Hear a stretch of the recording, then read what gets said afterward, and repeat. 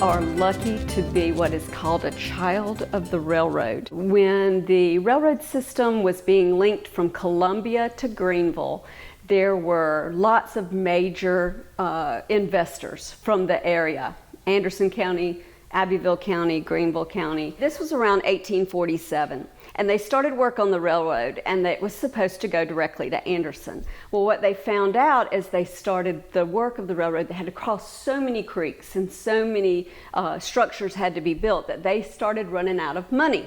So the engineers said, hey, if we use the high ridge of the Saluda River Valley, where one watershed goes that way and the watershed goes that way, we'll save a whole lot more money because we don't have to build as many bridges over the creeks.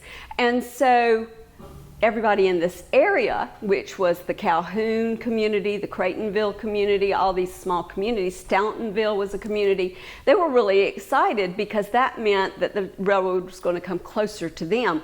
But the people in Anderson Courthouse were livid because it wasn't going to come to Anderson. So they had to come up with a compromise. And the compromise was that they would build a spur line from the highest point to Anderson, which happens to be right where we are now, because Belton is the highest point between Columbia and Greenville and above sea level. And so they were able to build a direct line straight to Anderson, satisfy those people. Well, since there was a spur line here, people were going to have to change trains when they traveled.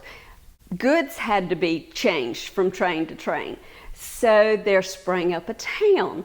At the time, Dr. Brown, who owned most of the property around here, he said, oh, hey, I'll help you by donating land for a school and donating land for a church, which was the Presbyterian church at the time. And then I'll sell you some land for the railroad to build a depot.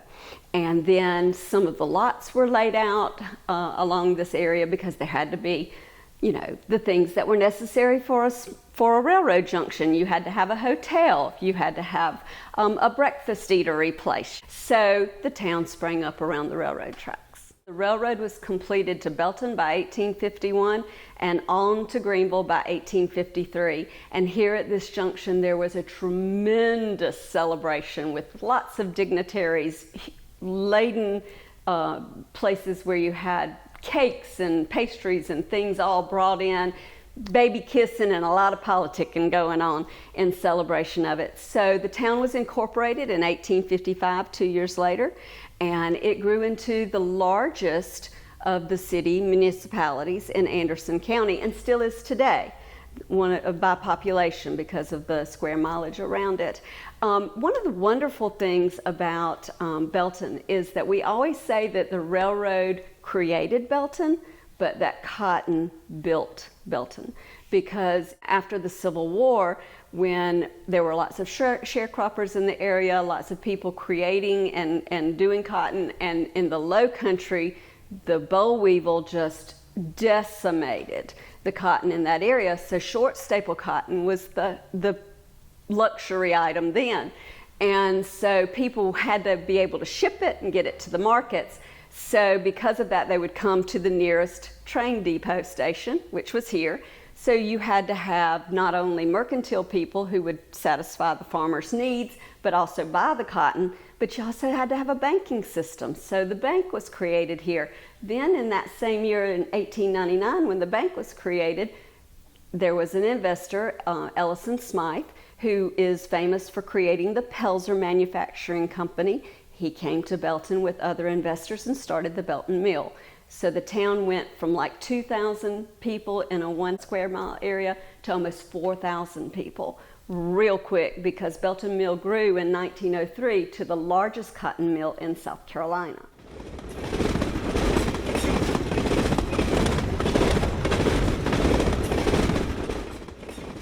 In 1983, when this entire train station was being renovated, we had a member of the South Carolina Tennis Association and the Tennis Patrons Foundation to be the president at the time, and that was Mr. Jim Russell.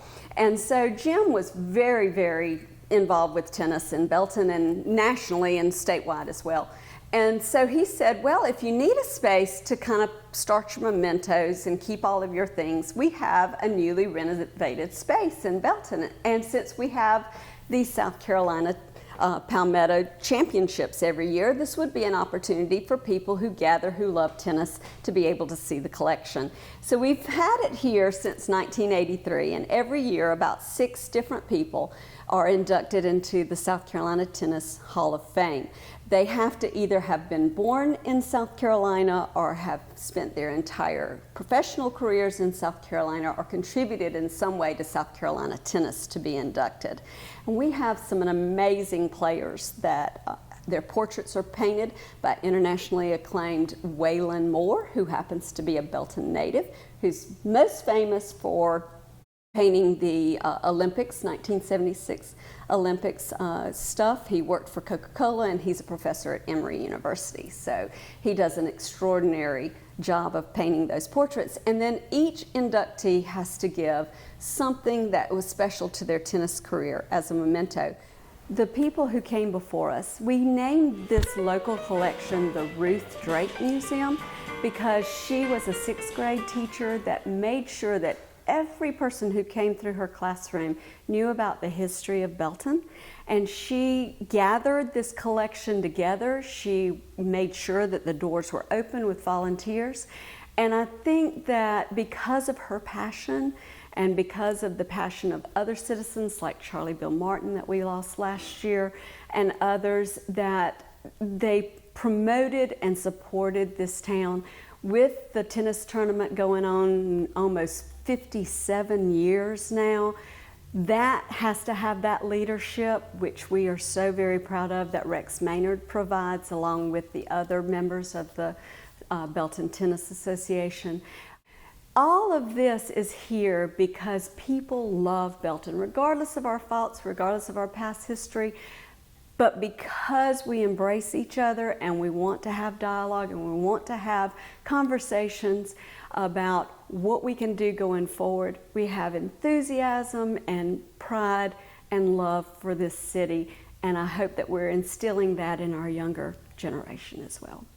We actually had 4 homegrown mills that, and what I mean by homegrown, meaning that the investment came basically from the hardworking people here in Belton who lived in Belton and worked in Belton. The first one was Belton Mills. It opened its doors in 1899. It was the brainchild of Alison Smythe. That particular mill grew substantially, producing cotton products, tinting. The wars, World War I came along when they were doing bandages for World War I, they were doing the tinting for World War I, all of that. Next in line would be Blair Mills, which was a terry cloth type of mill, but it started out making damask tablecloths and damask napkins. That was started by Blair Rice. And his company went through several generations until it closed down in the mid-2000s. And they actually had many, many patents, Blair Mills did, because they came up with, you would have Blair Mills towels in 5-star hotels all around the world because they were able to create a dye that would not be ruined by bleach. So hotels could actually bleach colored towels and still have them. And we have several in our collection here that you can see. And so when Blair Mills was sold, they were the 3rd generation that was running it. They were told that the company would not be folded, but all the company that bought them out wanted was those patents. The next one up would be Belton Industries. It started as Belton Bagging, creating the burlap bagging for cotton, the big old cotton bales. And they morphed into as many different processes that they could, and they're the only one that's still in existence as Belton Industries. And then the 4th one was rice mills.